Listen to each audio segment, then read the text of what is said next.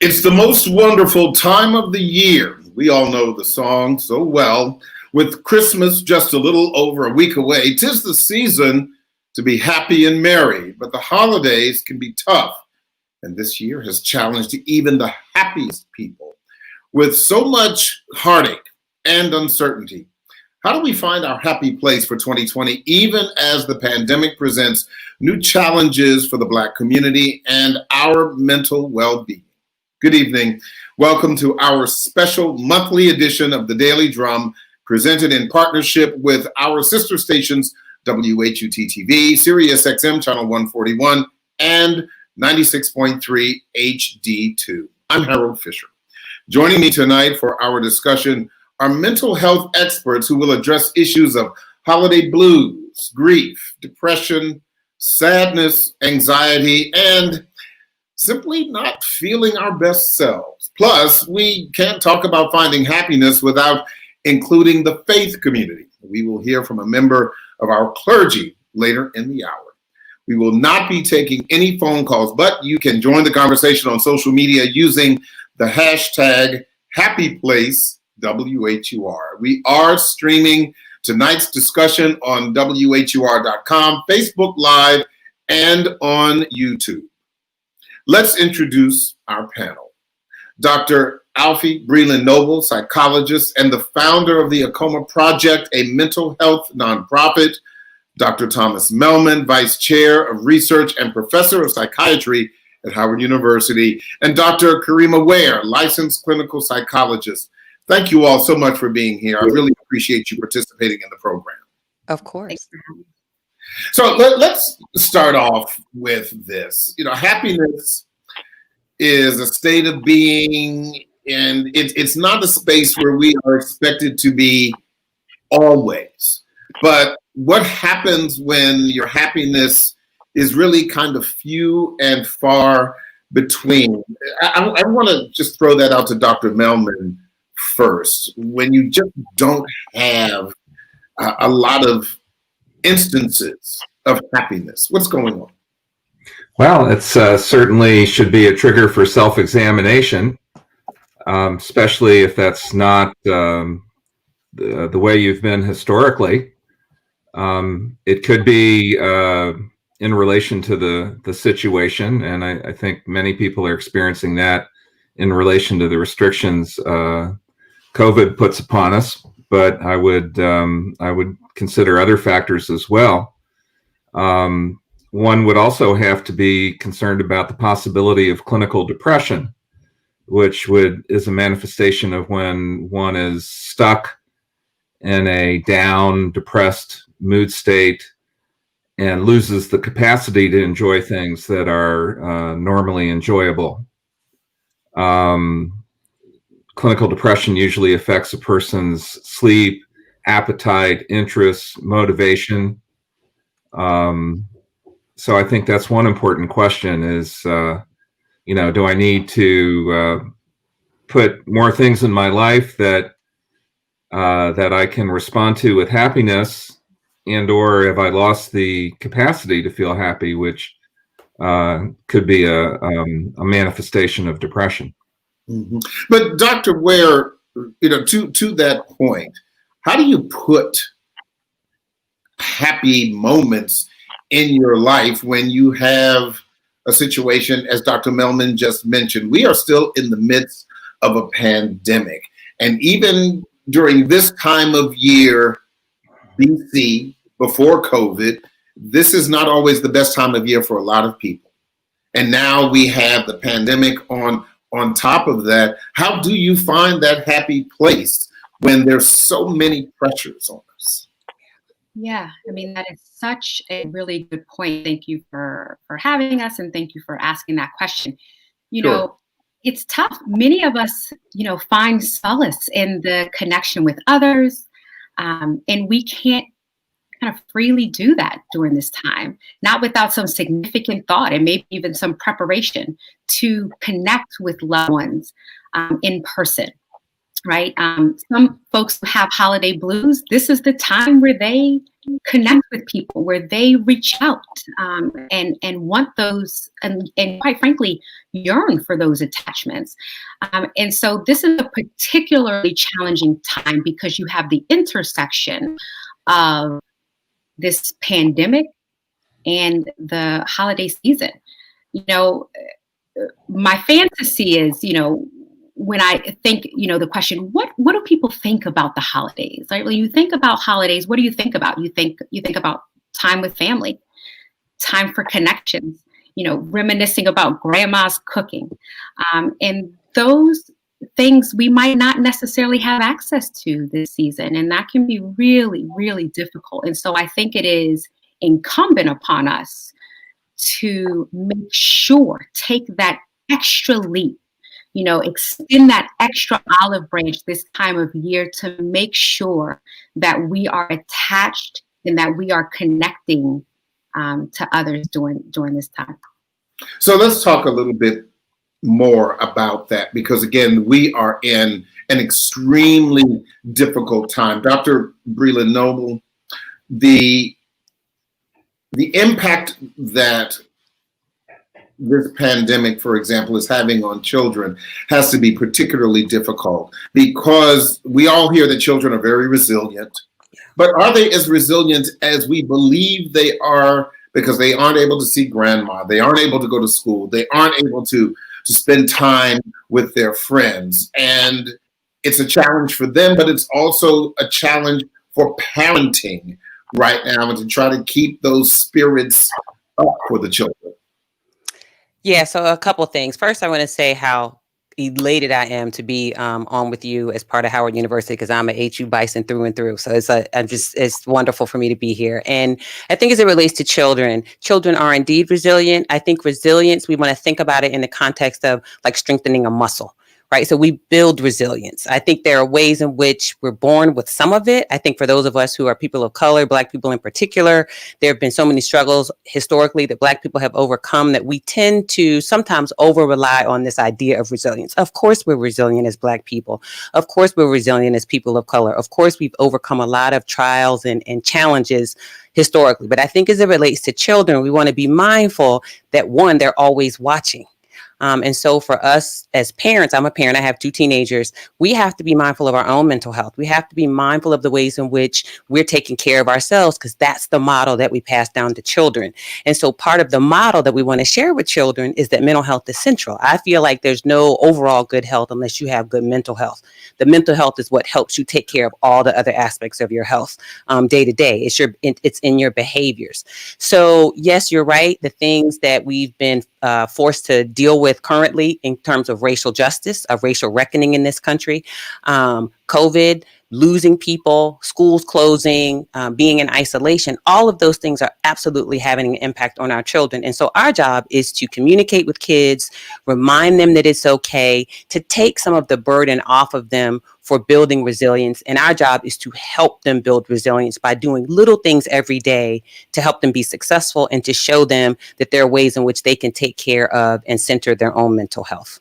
But considering where we are this time of year, Dr. Breland Noble, how do you have age-appropriate conversations with children about mental health? You have teenagers, but what about children who are younger, the preteens? Yeah, I love that kids. You aren't using, talking to the 10-year-old. I want you to focus on your mental health. Right. No, I think you're absolutely right. But there's language we can use that is, I love the question, because there's age appropriate language we can use. There are books that we can use. I have a colleague, Dr. Jackie Duget, who's a pediatrician who publishes lots of young adult and middle age books.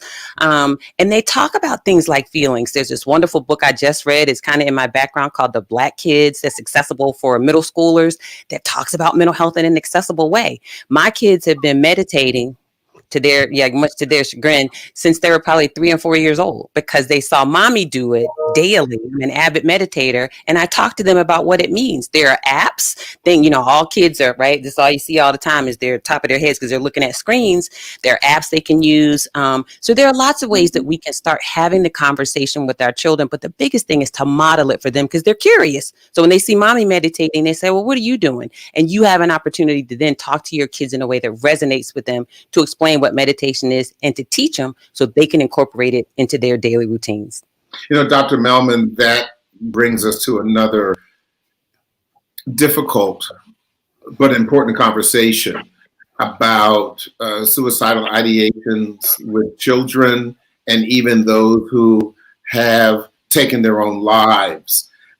First question for you is, are you seeing, from your perspective, more people seeking help regarding those kinds of things? And more specifically, how do you deal with children who may be feeling that kind of suicidal ideations, having those thoughts? Okay, well, there are several aspects to your question. First of all, there are barriers without COVID to seeking mental health treatment. Ranging from accessibility to people's attitudes and beliefs. And I think COVID has added another layer. Yet on the other hand, in various communities, I think there have been movements to destigmatize mental health concerns and help for mental health conditions. And I think that's very positive. As far as suicidal thinking and, the risk of actual suicide, which is a very tragic outcome, I think it's actually not uncommon for people to have thoughts about, is my life worth living, or including children. We wouldn't necessarily expect that, but it's kind of existential concerns. But they should be allowed to express that. And if a child is looking down and uninterested and is unusually negative about things, one should ask them about their feelings and their state of mind. And the conversation leads there, and sometimes it should. If you see signs of risk, are you thinking of hurting yourself? Okay. And that's that's a bar that should lead to getting help. But I think, as more of a signal of distress, it need not always alarm a parent to hear that, this just isn't worth it, or let the child express that. And, I think one can help them themselves counter the arguments, and process their frustration. Okay. Dr. Ware, one of the other things that I think is right in front of us right now, and I would argue that the pandemic has a lot to do with it. It has to do with the fact that people are really on edge right now, publicly on edge. You may see it when you go to a store, if anybody's going to a store right now, but when you talk about, you're standing in line and, you may be 5 feet 11 inches from someone instead of the 6 feet, and somebody's you got to give me 6 feet, back up, bro. You may see, road rage. And sometimes, and I've encountered this a lot, and in many cases, just this week, friends, people I love, people that I know well, who have snapped at me on the phone for what appears to be just no reason at all. And then you get off the phone and you get a text message and, I apologize, blah, blah, blah. What's happening here, and how do you deal with that kind of tension, Dr. Ware? Yeah, such an important question. Look, folks are struggling. I mean, we are not at our best, not one of us. I mean, one of the big things that I have been saying is we can't function. We cannot be our best selves under threat. And the reality is, at this point in time, the pandemic, the racial unrest in this country, we are under threat. And you cannot be 100% at work under threat. You cannot be 100% in your personal lives under threat. And this is what we're dealing with. So it finds itself, right? It kind of reminds me of the Coca-Cola bottle that you shake up and it explodes, right? We may be trying to hold it in and contain it, but the reality is this stuff is coming up and it's coming out. And the way in which it's showing itself are those exact examples that you just provided us, Harold, right? When you're talking to somebody on the phone and they just snap at you, right? Or you're in the grocery store and somebody's yelling at you to back up. That to me is an indication of absolute anxiety and just frustration and just overwhelm. And folks are doing the best that they can to deal with it. And it comes up and out in some of these kind of prickly ways. I think with the example that you gave, though, what I certainly am happy about is the folks that are able to recognize it, to hang up and send you a text message like, hey, you know what? My apologies about that. But some of us aren't even in touch, or we're just so overwhelmed that we can't even recognize when we're a little bit off kilter. And to follow up with that, Dr. Breland Noble, the thing that I've tried to do, as Dr. Ware said, is to be aware. Yeah. And to try my best to be ready for it. Yes. But you can't always be ready for it. Everyone can't be so self-aware and prepared for that kind of tension. So how would you recommend that someone just be ready for what they're not ready for the friends, for the road rage, whatever it is that they're finding on the street? Sure. So two things. One, I want to go back quickly to the conversation that you were having with Dr. Melman about suicidal ideation and suicide prevention, particularly as it relates to young Black people. So there was a report that is out, it's online, it's called Ring the Alarm, and it is specifically about addressing suicide, the exponentially great rises in suicidal ideation among Black youth in particular. Congresswoman Bonnie Watson Coleman from New Jersey, a Democrat from New Jersey, organized a group of us to come together and to really talk about this specific issue, which led to the passage of a bill called the Pursuing Equity in Mental Health Act of 2019. It just passed in October. So the idea is, just like you're having this show and giving us an opportunity to talk with all our people, all your viewers and listeners about how important these issues are, there are lots of people out there who are really trying to help, particularly around these really significant, heavy issues of suicidal ideation, suicide attempts, and suicide completions among our young people. Then as it relates to preparing yourself, I always tell everybody the same thing. It was something I learned. My family's from Mississippi. I'm not, but all my family is. And so some of that deep south. Go ahead. That's it. I keep telling my husband, but he's like, Virginia doesn't count. And I'm like, whatever. I'm Southern. So I'm going to say I'm Southern. I'm going to be Southern forever. It's in my blood. But, we're taught an ounce of prevention is worth a pound of cure. And so if the young people say, I don't have to get ready because I stay ready. And I think that's what we want to do with our mental health. So if we're always doing a little bit every day, right? Maybe meditation is not your thing, but you can exercise, you can eat better. I'm not the best eater, but I can eat healthier.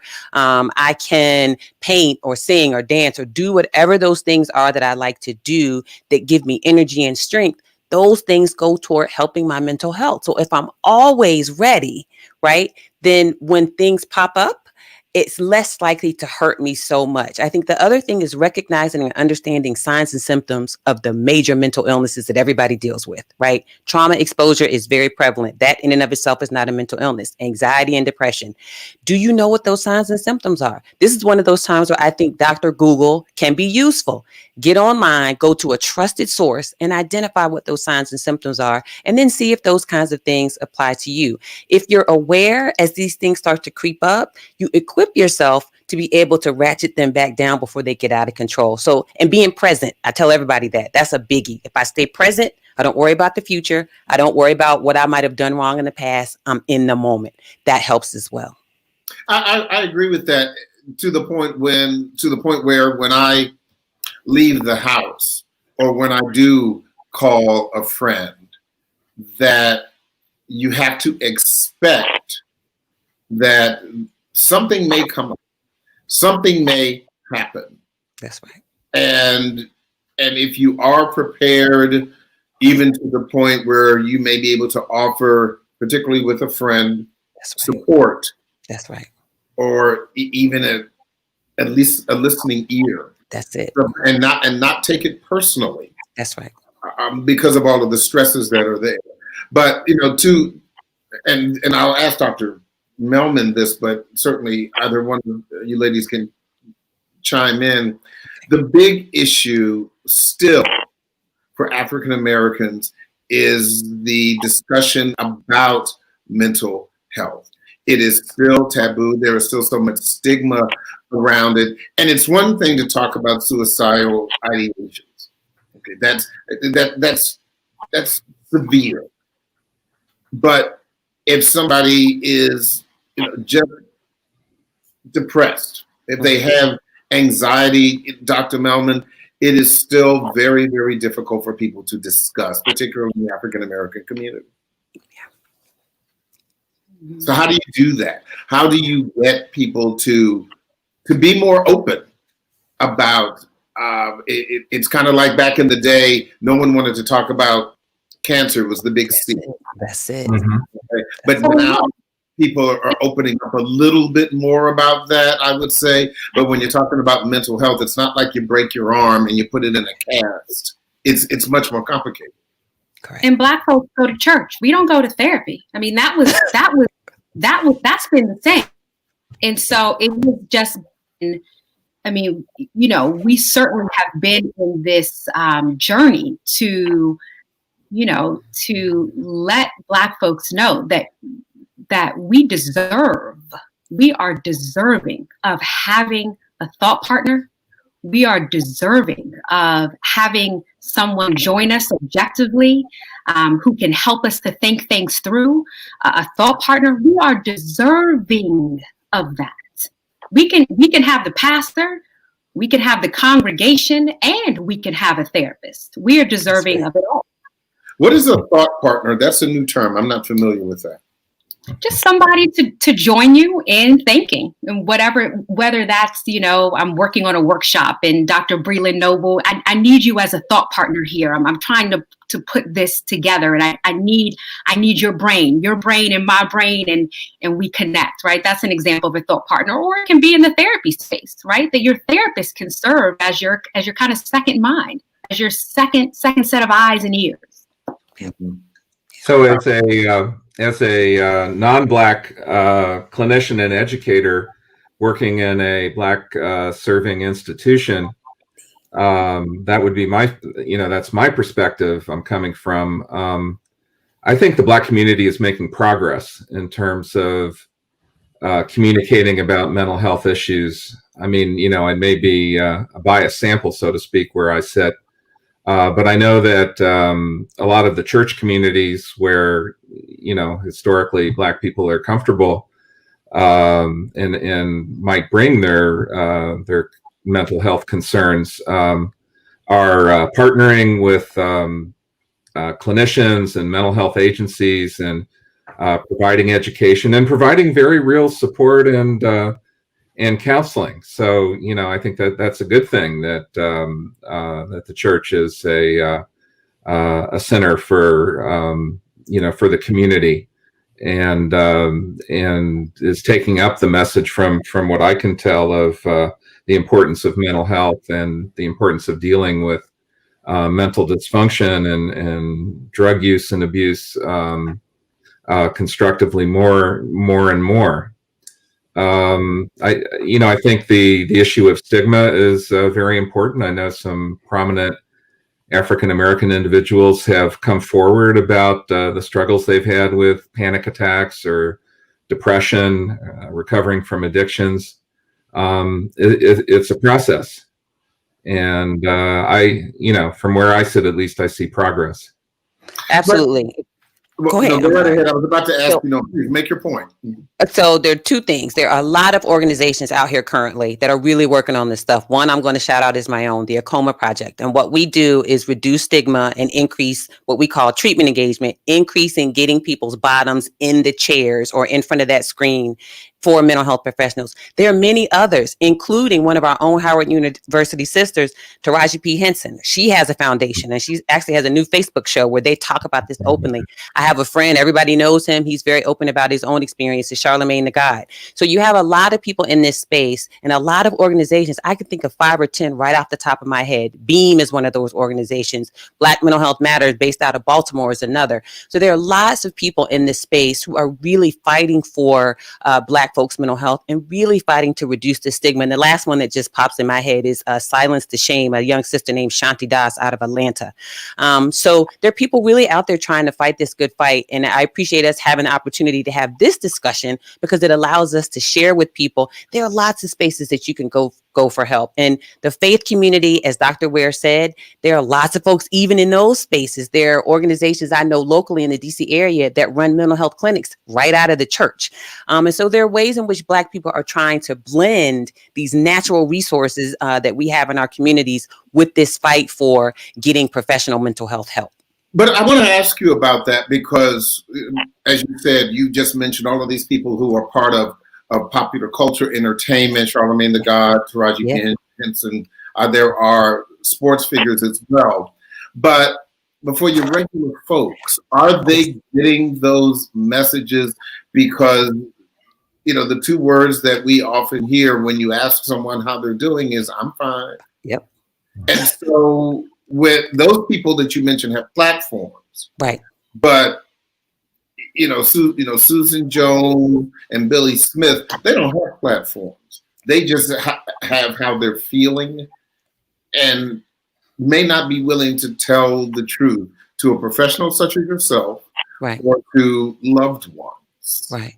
Right. So, I think there are a couple of ways that people have approached that. There are these 2 teenagers down in Atlanta, regular kids, who came up with something called the Not Okay app. I love these kids. These are high school kids. One just went off to college this year. They share that same perspective. And so what they came up with is an app, right? You don't have to speak anything. If you're not feeling okay, if you're feeling anxious, you're in the middle of a panic attack, if you're feeling depressed, if you're feeling, I can't do this anymore, I just don't want to be here anymore. But maybe you're not ready to go sit in Dr. Melman or Dr. Ware's chair, then you can push a button on the app and it will dial the phone number of somebody, one of 5 people in your contacts. You don't even have to remember their number. Push a button, I'm not okay, I need your help. And that may be something as simple as someone sitting with you until you feel stable, until you feel better. So there are many innovative ways that people are trying. I think with millennials, we have to be honest. Millennials are the ones out here talking about therapy is dope. My therapist is bomb. There's a bag that's sitting on my door that says therapy is cool. There's a young Latina sister who runs this organization called #therapy is cool. None of these people are like super prominent. Some of them are social media influencers, but they're regular folks just like you and me. And they're out here saying it is okay to not be okay.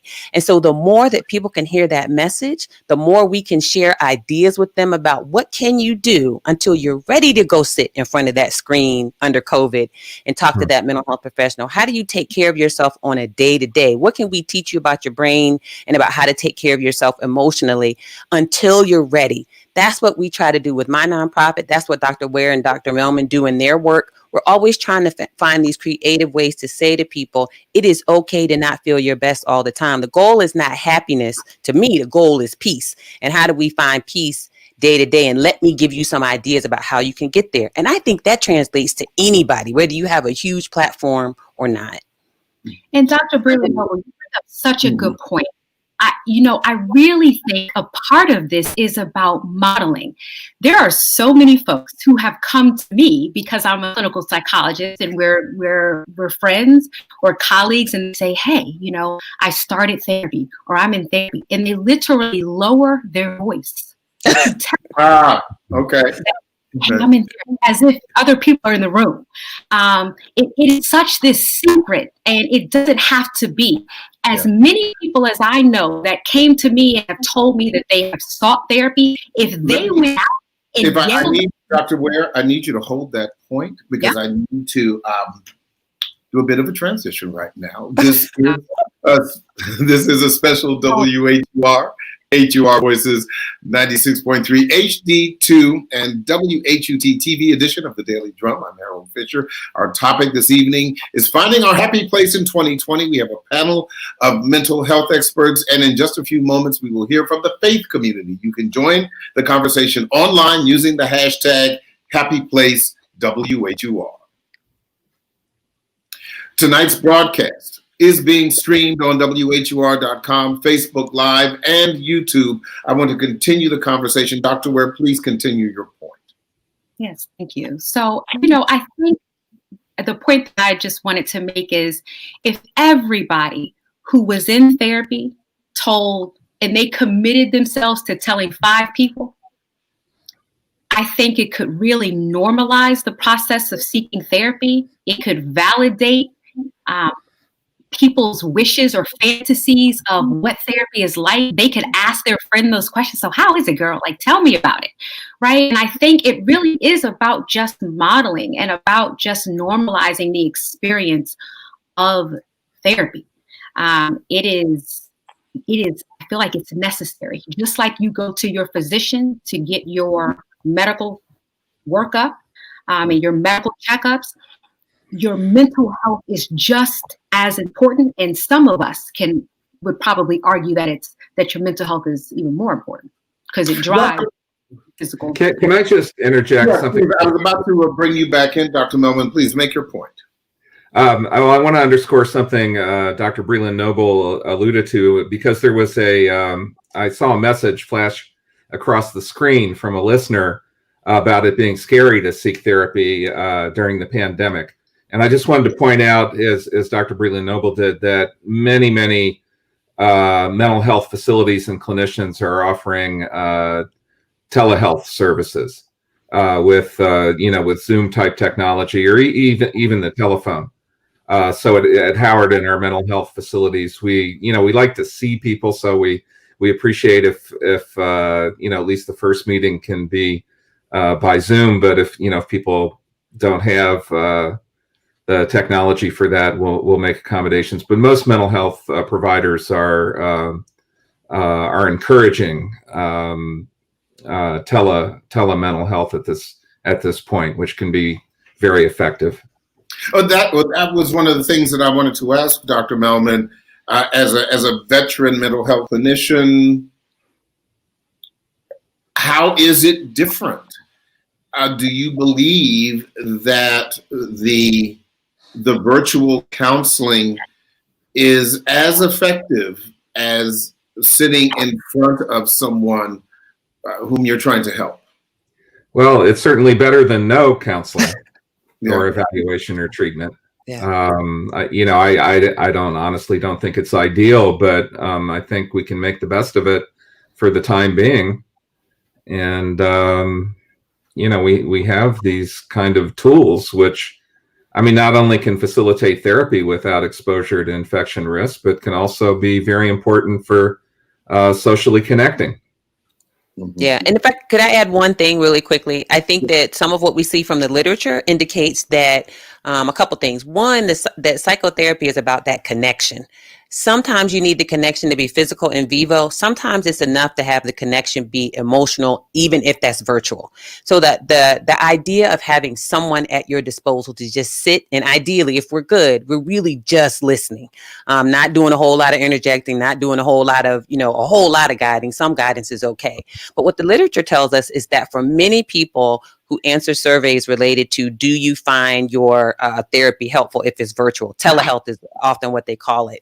You get most people saying absolutely that they find it helpful. So if the consumer satisfaction is there, I think that's one good indicator that it's doing something. Now, the real indicator, I think, is long-term change in behavior, because that's really what you're kind of going for, helping people pull themselves out of some of these struggles with major mental illnesses or any mental illness and move toward behavior change to support them.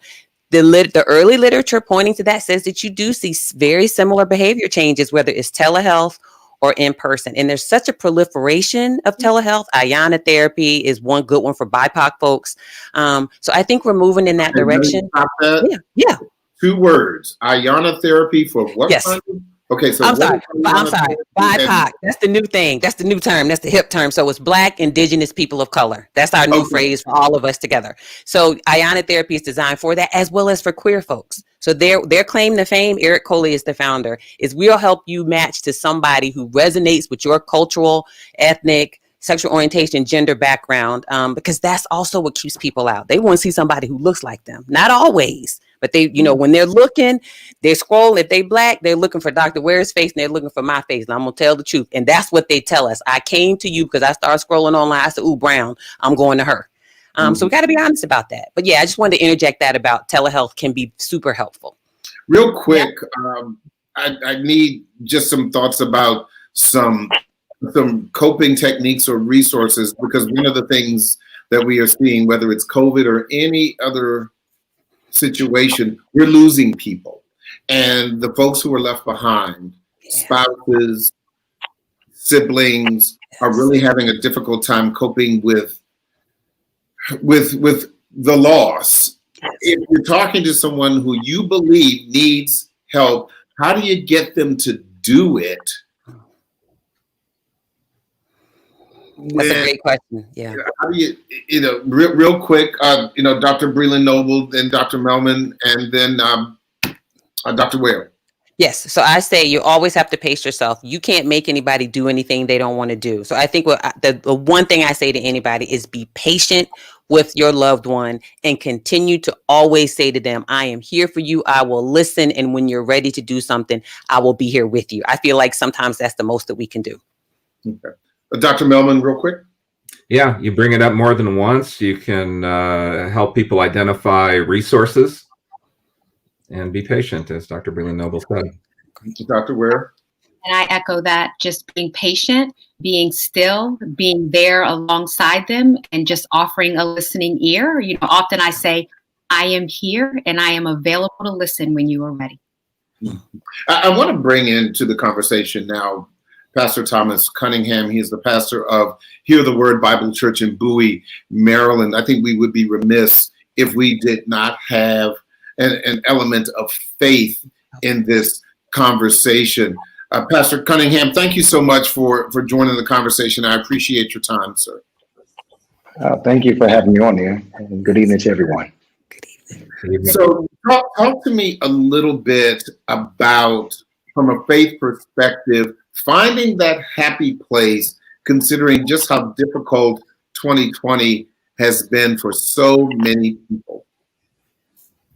Well, one thing we have to realize is that we as Christians, or as individuals, we're not exempt from trials and tribulations. A lot of times people think just because you're a child of God or a Christian or you go to church that you're exempt from the tribulations that the world may or others may go through. We're not exempt from that. And so many are surprised when they find themselves having to go through certain things. They don't know what to do and don't have any understanding of how to go through it. So we are in I believe, a critical point in time.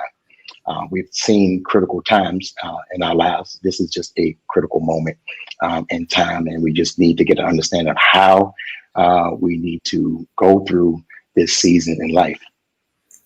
But this has been a really long season. This is, we've got a novel coronavirus, so this is a novel season. We have political uncertainty. We have racial unrest in this country, the likes of which we have not seen since we saw it last. Amen. And so, and even for faith leaders like yourself, you're not in the church. You've had to learn to spread the word differently. And I'm sure that there were members of your congregation who certainly are just as concerned about you as you are about them and their uncertainty. How do you get people to see beyond the here and the now? Well, as always, you pull it back to the base, having faith in the Lord, and getting an understanding of of the seasons and the times that you may have to experience. One thing that I told, I said this to one member: God assigned the seasons and prescribes the purpose. Ecclesiastes said this. Solomon said, "To everything there's a season and a time to every purpose." So it's not how I got here; it's what needs to be done while I'm here. And so, and while we're going through this, it's getting an understanding of what's going on.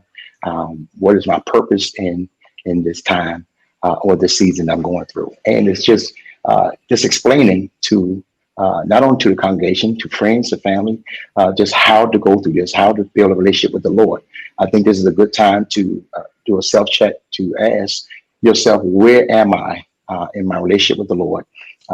Where am I in my faith? Can I endure? Do I have enough strength to endure? If not, this is a good time to do self-assessment, I believe. So what I try to do is to bring it back so that the members of those who I come in contact or talk to just get an understanding of the seasons, because we're going to have to go through them. We're going to have to go through them. This, like I said, this is a critical moment, but how do we go through this? As children of God or as people, how do we go through this so that we don't lose control, so that we don't get disordered or perplexed or even remain in a dark place? How do we go through this? The Lord offers peace, and I've always told him that, and we'll always say that the Lord offers peace to those who trust in him. But you have to build a relationship with him to be able to trust in the Lord. What kind of conversations are you having with members of your flock about mental health outside of the faith foundation of prayer? But as we have, these great clinicians here, but I'm sure that there has to be a discussion, Pastor, about mental health beyond just seeking a higher power. Is that a difficult conversation for you to have? Has it been something that you have discussed? And I want Dr. Breland Noble to react to what your answer also, because she looks like she's just chomping at the bit. I see. But go ahead, Pastor. Go ahead, please. Well, that hasn't been a major topic. I grew up, in church, and we were taught, just if you had some mental illness or a problem, just pray about it. All right. Still didn't get no understanding. How did I get to this situation? What are the effects? All that. And so we were just taught, just pray about it. Now we're being exposed even more in the church with the questions and concerns. And so it has made us more aware of the effects it's having on not just those on the outside of the church, but those on the inside of the church. Many times or throughout life, we've been taught to just kind of hide it or suppress it. So now it's being exposed even more, which I think is a wonderful thing, because we all need to get a better understanding of not everyone is going through the same thing, but we need to get an understanding when those who are being affected by mental illnesses and different things like that. Dr. Breland Noble, do you have a word? Because I have no poker face, right? None. Like, don't play poker with me because you take all my money, so maybe you won't too. So I think what the pastor says is like spot on for so many Black people who identify as part of the Protestant Christian faith in the United States. I happen to be Catholic, like a unicorn, right? Or like an eclipse. You only see a Black Catholic once every 100 years or something like that. But, for those of us, the Black church is the foundation. And so, of course, as Dr. Ware alluded to earlier, as she said earlier, that's where we go first. So I think to the extent that we have people like the pastor here with us who's talking about what the real relationship is for people out there, we have the opportunity to further build relationships between mental health professionals and pastors. So my experience is people like Dr. Sherry Moe. Like, I know I have a lot of names in my head, but Sherry is a licensed clinical psychologist and she's an ordained minister. She has a church like in the Fort Washington, I think Maryland area. And she talks about using scripture to talk about mental illness. Like, what's a better marriage than that? So I just love the way that this pastor who's talking with us and educating us now is really open to the idea and can really educate us about What is it that Black people are experiencing? What is it that they think? What's the relationship between the church and mental health? And how do we bring those two things together? And one of the things I was taught, my spouse is Baptist, and all my family's Baptist, except for my little nuclear family when I was growing up. We're the odd people out. That's a nice way to say it. That's how they say it down. I'm saying it the nice way. But it's, faith without works. So you got to do something. So if you have a pastor who's open to it, talking about it, of course, that's the first place you go. And we just need relationships with people like him so he can send them to us and we can all help the congregation to flock together. Dr. Murray, your thoughts about it? Yeah, if I can just, I'm ready. It's such an important topic, and I'm so glad that the pastor is here. There have been churches that have reached out to me, and so I am saying now on this show, and I'm sure that my other counterparts reach out to us, folks in the faith, out to us. I've done a Sunday school teachers who wanted to understand what is this trauma-informed care and what do I need to be mindful of? What are signs and symptoms of young folks who may be in my Sunday school class, who may be experiencing trauma? And what things should I be looking for? What responses should I have? What resources can I offer? And I go in and I offer them, this presentation with resources. And, one of the questions that has often come out of that is, are there more psychologists who look like you who I can refer young folks to? And that's the tough question. What is it? Like 4% of psychologists in the United States are Black. So speaking of unicorn, it unfortunately is not a lot of us. It is not a lot of us, but we are out here. And I certainly am happy to come into any church and any, religious space and offer any sort of resources or support that I can. But, one of the things when you're talking about cultural competence and seeking help, the thing that I would be concerned about is if I go to, Dr. Breland Noble on Thursday, and then, of course, this is a BC thing before COVID because nobody's going and doing anything now. but then you see Dr. Breland Noble and her husband at the club,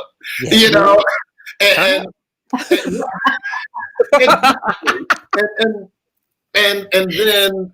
I'm or at the bar or wherever it happens to be. And now I see her and I say, oh, she knows my stuff. Yeah. And I know that there are ethics that you would abide by, but I'm just a regular person. Right. So is the cultural competency thing, maybe I may need to see Dr. Melman because he may not be at the club that I go to. Well, you might be surprised. Thank you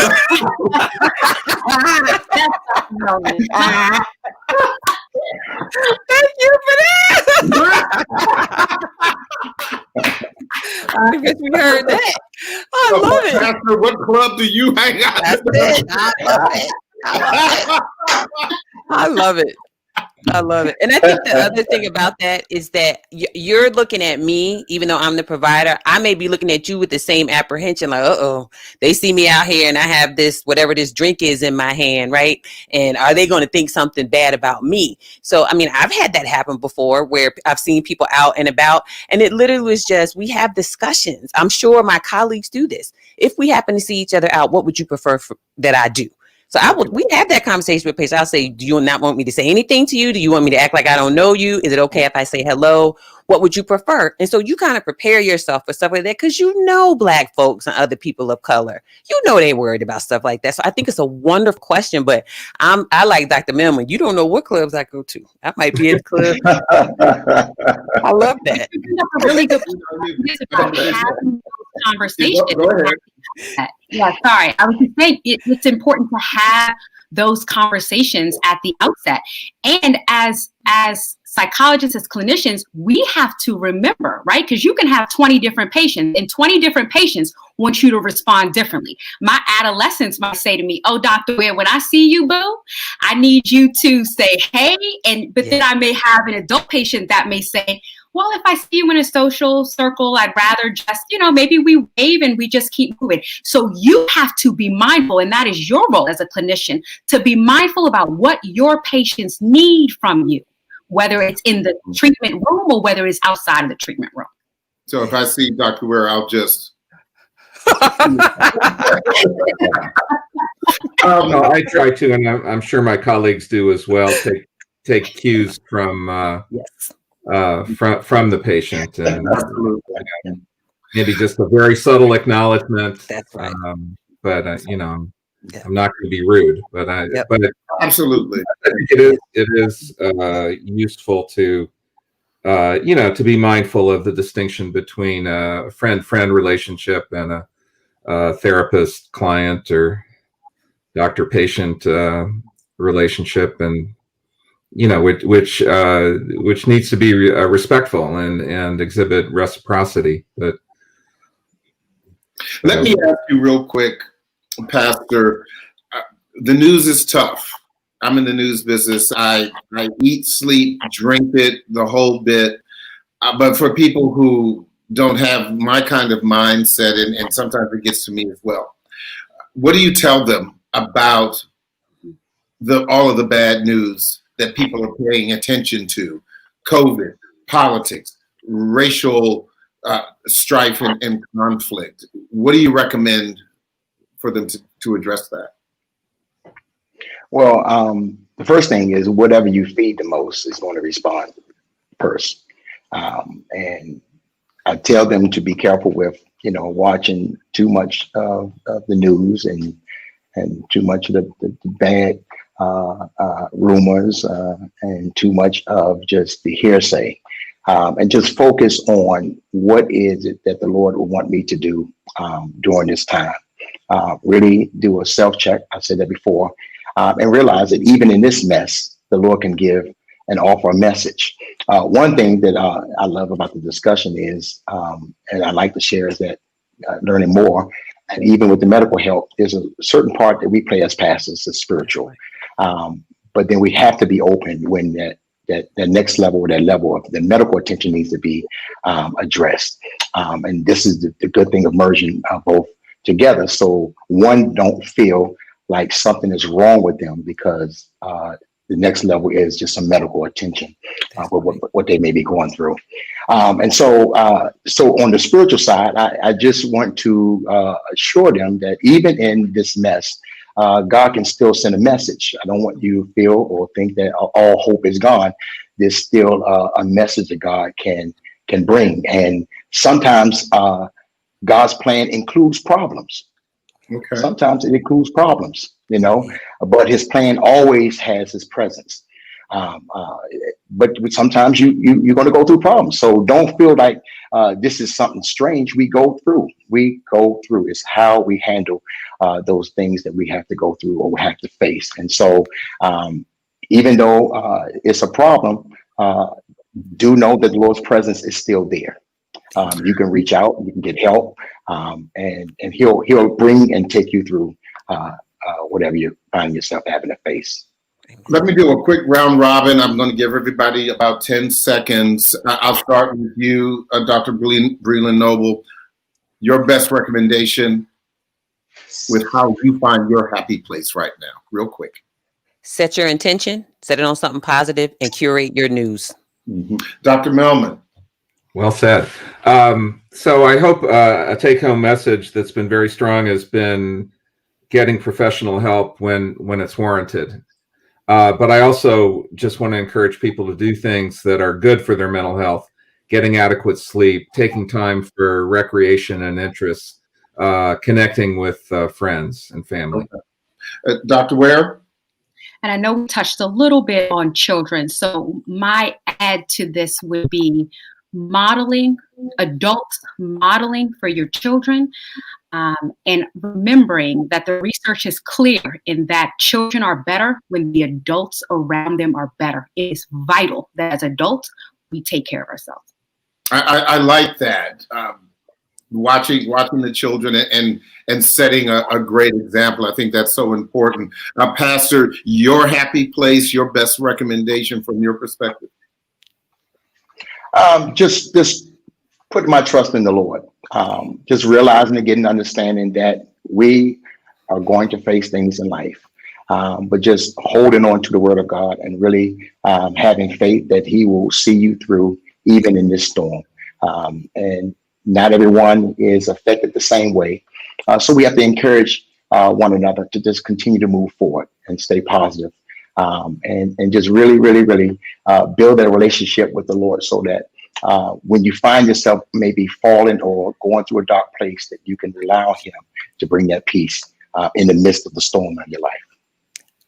I would also like to suggest, and one of the things that has really worked for me, two things: reach out and connect with the people who have really good emotional, mental health foundations.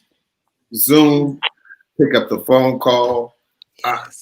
And many people may not be familiar with this. Yes. Write a letter. Write a love letter to a parent, to a loved one, and also take a moment to sit quietly, and meditate, like you said. We are out of time, and I want to thank all of my guests for joining us this evening, and we do hope that you were able to get some tools to help navigate you through the holidays, and we certainly encourage you to take your mental well-being as seriously as you take your physical health, and we will be posting the resources on WHUR.com, so please be sure to check them out. And as always, we thank you for tuning in, and we invite you to continue the conversations within your own inner circle of friends and family.